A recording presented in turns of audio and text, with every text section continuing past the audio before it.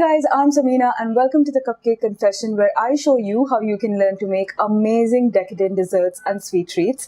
If this is something that you enjoy, then don't forget to subscribe to my channel, and while you do that, also don't forget to ding this little bell button. That way you will be notified every time I post a new recipe. Today we're making this excellent tea time treat. It's called the Eggless Toasted Coconut Loaf, and I have topped it with a whipped caramelized white chocolate ganache frosting. The cake is extremely light, fluffy and tender, and the ganache frosting is so luxuriously creamy. Let's get started. We'll first begin by preheating the oven to 160°C or 320°F. Here I have all of my dry ingredients. So there's all-purpose flour, corn flour, baking powder, baking soda, and to that I have added some caster sugar. I'm going to pass all of these ingredients through a sieve, and once I've done that, I'm going to use my electric beaters, and on low speed I'm just going to mix until all of these dry ingredients combine well. Now I will add some softened salted butter into the mix. Now I have used salted, but if you're using unsalted butter, then don't forget to add a pinch of salt in your dry ingredients mix. I will beat this on low speed, and you will see that the mixture starts to look like breadcrumbs and have a sand-like consistency. That's when you will add your wet ingredient, which is some buttermilk. And once I've added the buttermilk on very low speed first on my electric beaters, I'll mix this until the buttermilk is combined with the dry ingredients. You shouldn't try to beat this on high speed initially, because the buttermilk is going to splatter everywhere. 1 minute later, you're going to scrape the sides and bottom of the bowl with a spatula and then beat it again on medium speed for about 2 minutes. We'll now add some toasted coconut into this mix. This toasted coconut is unsweetened, and once you've done that, again on medium speed for about 30 seconds until it just comes together. So once I have done that, it's now time to sort of start putting this together into our cake tin. So I have a loaf tin, and I have used a piping bag for consistency purposes. You could use an ice cream scoop or just pour it straight off from the mixing bowl with a spatula.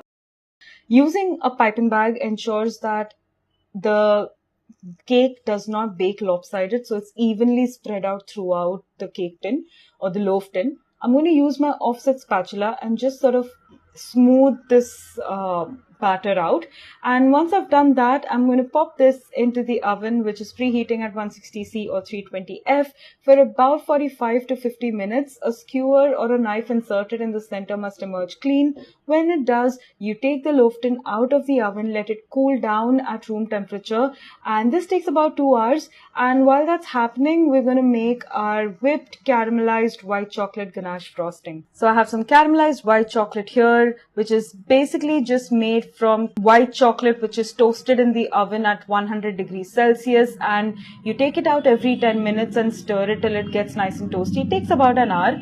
To that, I'm going to add some fresh cream which is warm. Once it starts scalding, I pour that into the white chocolate mix, and then I just keep mixing until it all comes together. Now the quantity of the cream is much less than what you would actually use for the ganache, so the mix itself is really thick, as you can see here. You're going to pop this into the fridge for about 15 to 20 minutes to make sure that it cools down slightly. And once that happens, it's time to whip this up and make it nice, light and fluffy. So after chilling for about 15-20 minutes, I'm going to beat this with my electric beaters for about 2 minutes. After 2 minutes, I'm going to use my spatula, go around the sides and bottom of the bowl, and then I will whisk it again for approximately 1 minute more, and you'll see that it gets really nice and fluffy. So you do not have to use heavy whipping cream here. Fresh cream works just fine. Now I'm going to whisk this again for about 1 minute on medium-high speed, and finally now we are ready to frost our toasted coconut loaf with this amazing, luxurious caramelized white chocolate frosting. So I'm going to use my offset spatula and just sort of plop this icing over the top of the cooled toasted coconut loaf, which is also eggless. And using the spatula, I'm just going to sort of spread it around. It doesn't have to be perfect. We are actually going for a more rustic vibe to this cake. So I'm just going to spread it around, make sure that the circumference of the top of the loaf is covered really well. Once that happens, I'm going to make some swirly patterns over it just to give it a nice rustic look.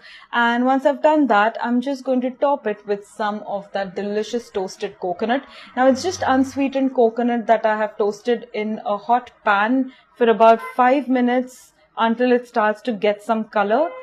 Now here is our eggless toasted coconut loaf, and look how luxurious that looks. I'm just going to slice into that so you can have a look at the insides. Just swoon over its tender, soft, fluffy interior. Look at that crumb structure. It's so delicious and it's just light and fluffy and perfect with a cup of tea. And I hope you make this. If you have any comments or suggestions, pop them down in the comments below. I post a new recipe every Tuesday and Thursday, so if this is something that you enjoy and if you want to be notified every time I post a new recipe, then don't forget to subscribe to my channel, and while you do that, also don't forget to ding this little bell button. I'll see you again next time. Bye.